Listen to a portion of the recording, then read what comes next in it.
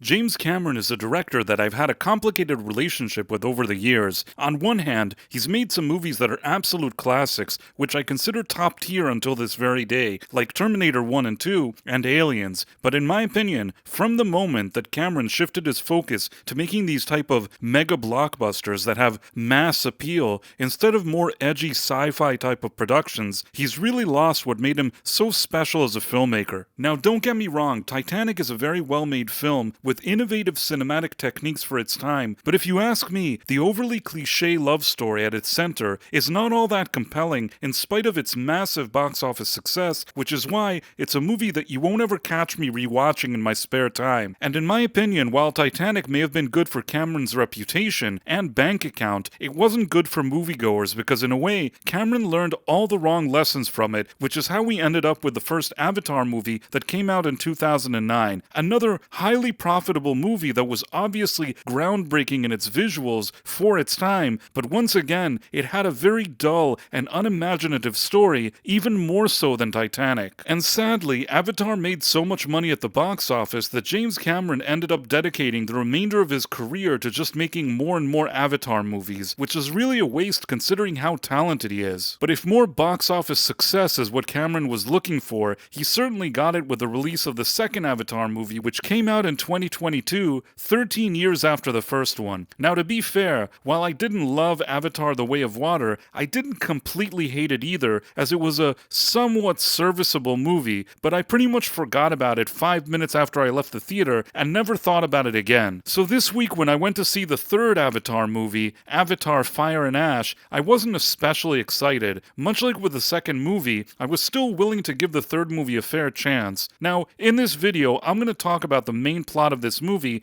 and then share my thoughts with you about it. But before we begin, if it's not too much trouble, please take a second to like and subscribe to my channel, as it would really help an independent entertainment movie reviewer like myself.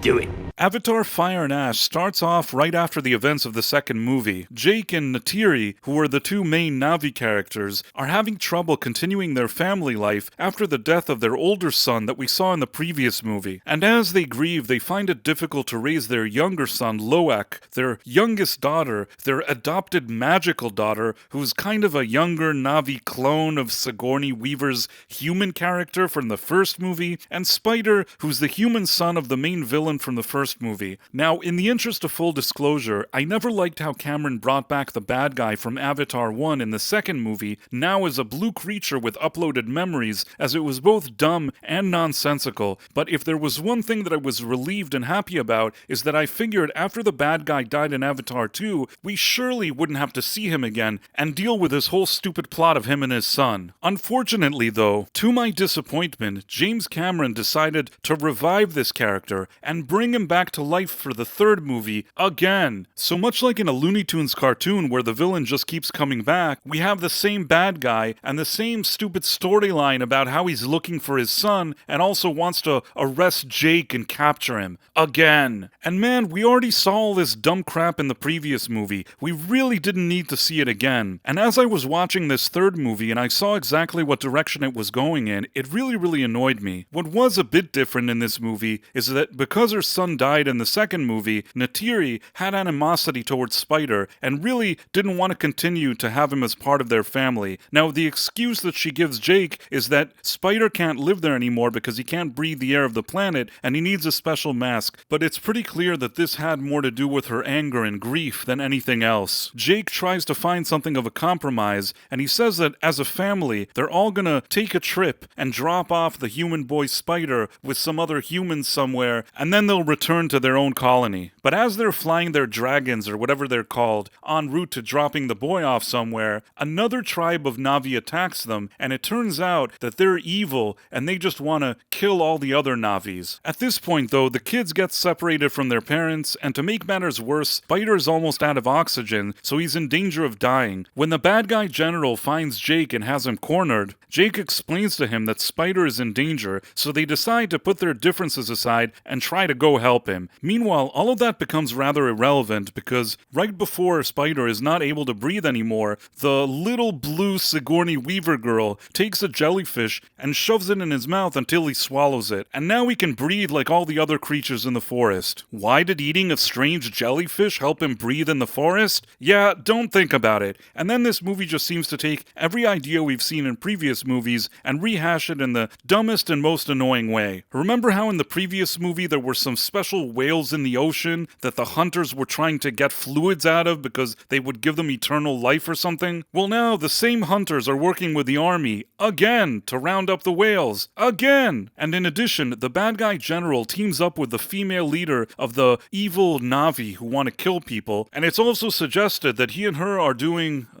naughty things together. Now, this has always seemed weird to me because I understand that they've put the mind of a human inside the body of a completely different blue creature species, but if you were to take my human mind and memories and put it, let's say, inside the mind of a giraffe, I would still be me. So even as a giraffe with my human consciousness, I would still think that Sydney Sweeney looks good, but if you showed me a giraffe, I wouldn't really be into the giraffe, if you know what I mean. Anyhow, to make a very, very, very long story short, at the end, there's some kind of big climax where the whale hunters, the army, the bad guy general, his blue girlfriend, all go to battle against Jake and all the people that are in his species. At some point, Jake and Spider are captured, but then they both very conveniently escape, and the other 4 children end up in the ocean connecting with a magic rock or something. But much like in the previous 2 movies, the blue Na'vi creatures come out on top, whereas all the bad guys have been defeated again. And in case you haven't realized it, Avatar 3 is not only a lackluster rehash of the first 2 movies, it's actually the worst movie out of the 3, and a classic case of diminishing returns. And at 3 hours and 15 minutes, in spite of the pleasant-looking visuals, the movie really felt like a chore to watch, and by the end of it, I felt drained. Maybe the idea of a Na'vi tribe that's evil is something interesting in theory, but it's not really explored enough in a way that's interesting or brings something fresh to the story here. Especially when the military, the whale hunters, and the main bad guy from the previous movies all do the exact same things they've done in the past, and they all fail in the same way. It's like each time they do the same thing expecting a different result, but then they get their butts kicked again. So what's the point of all this? And the bad guy general doesn't even make sense with his behavior. One moment he's a killer, then he suddenly cares about his son, then he does something kind, but then he's a jerk again, and then he falls in love with a blue creature lady, but then he also wants to serve in the military. It's like, man, just decide what you want to do with this guy and make it make sense. Because the character motivations of the people in this movie are really, really dumb, and in addition to all of that, I think that the whole novelty of these blue creatures and visuals has kind of run its course. Yeah, in 2009, maybe that was something interesting, but I really feel like at this point, there's probably video games out there that can produce scenes that don't look very different than what we see in this movie. And I don't know, it just doesn't get me excited. Now, is it a professionally made movie? Of course it is. James Cameron's not a bum, and there were even a few ideas here that I thought were interesting, at least in theory. For example, there was one moment where Jake considers deleting Spider because there's a risk that if the military gains access to his DNA, his newfound ability to breathe would be duplicated for other humans, putting the entire planet at risk. But instead of building a bigger story around this idea, this all gets resolved in about 5 minutes of screen time. Then there's a scene where a woman needs to give birth during a battle, and while I don't completely dislike the idea of the birth, it's not clear why she would even be in battle while she's giving birth to begin with, so it comes off as rather silly and dumb more than anything else. And perhaps the biggest issue here is that no matter how fancy the movie looks visually, I really wasn't invested in any of the characters. In fact, if halfway through the movie, a bomb would have wiped out all the main blue creatures and then the credits would have rolled, I wouldn't have even cared. And that's really the biggest problem this whole franchise has. It's just the same empty, hollow nonsense over and over again. And James Cameron really doesn't need the money at this point, so why doesn't he take a step back from these crappy, annoying movies and go make some interesting ones like he used to? Unless maybe he's just not capable anymore, and these dumb, big-budget Avatar movies are all that he has to keep him busy. And now comes the most difficult part of the review for me, which is giving this movie a score. On the one hand, I can't say that the movie isn't competently made, but on the other hand, I also can't say that I really enjoyed it either, and when I take into consideration that it has a $400 million budget, I think it really needed to be much better than it was. Now, those of you that are familiar with my channel know that for me, anything below a 60 out of 100 is considered a failing grade, and if I had to give this movie a score, I suppose I would give it a barely passing grade of 60 out of 100, mainly due to the the movie's production and visuals, but if you enjoy getting honest movie reviews from an independent movie reviewer like myself, please make sure to like and subscribe, as it would really mean a lot to me. Thanks for watching, my friends. Thank you, and good day. I am such an awesome guy. I make so many videos.